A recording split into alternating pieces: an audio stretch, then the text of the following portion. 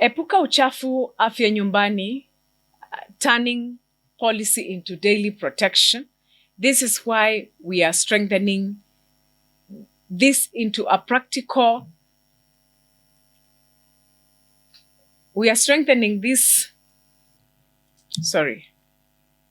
Into a practical, people-centered program anchored in primary healthcare networks.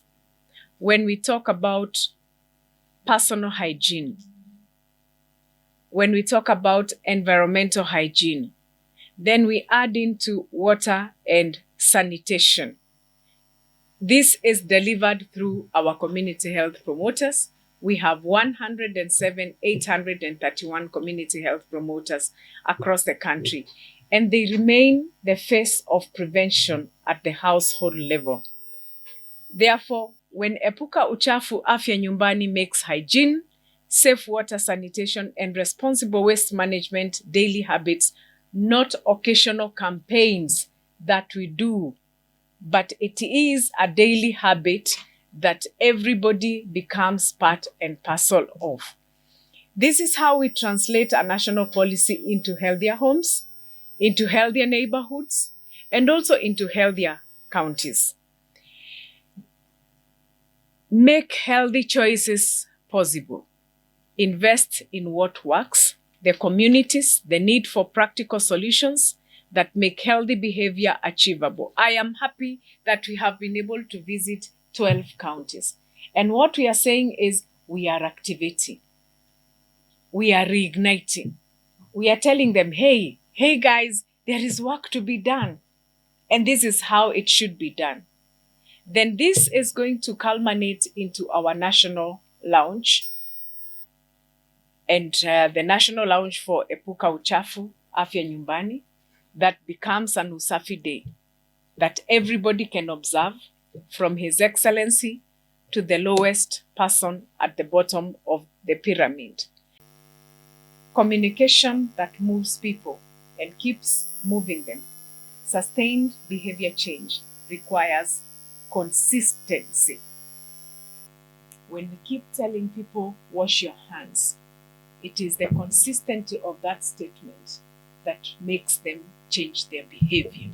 When we keep telling people, please clear the dirt in your markets, it is the consistency in that market that makes them have behavioral change. That is why we are here today. A call to the leadership and commitment is that this moment calls for clear choices. How do we prevent? The economic truth is prevention protects the public purse. We are in the process of the budget making as at now. So are we going to budget for long-term ailments, or are we going to start budgeting for diarrhea? Let us choose.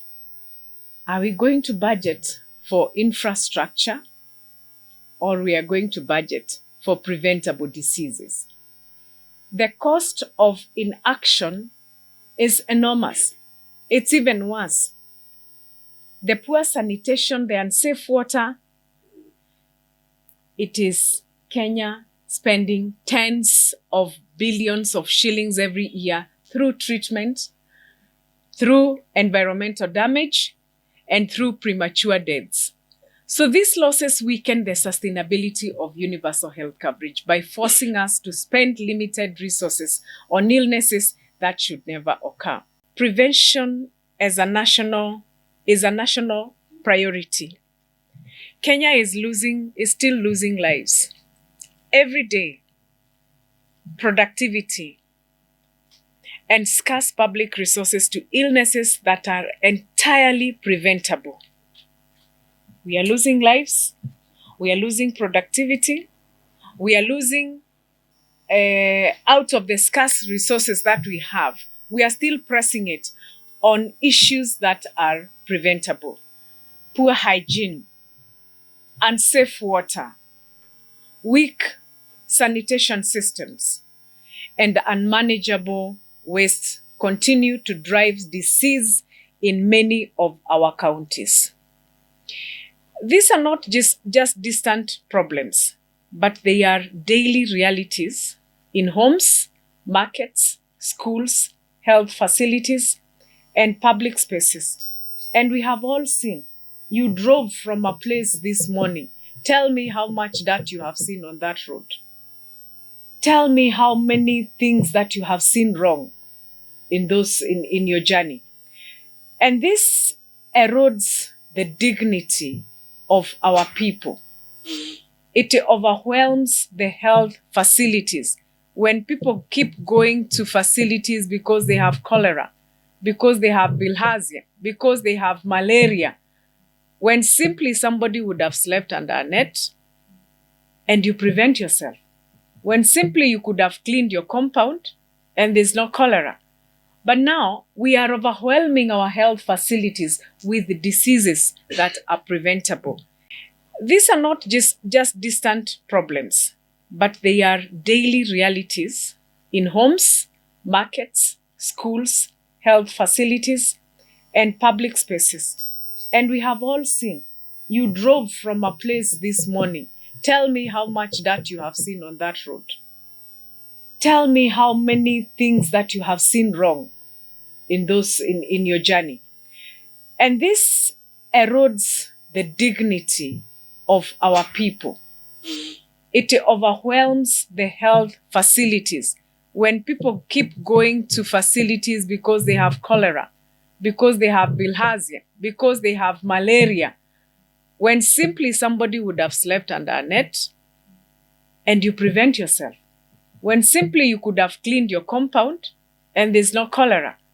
But now we are overwhelming our health facilities with diseases that are preventable. This is slowing our economy.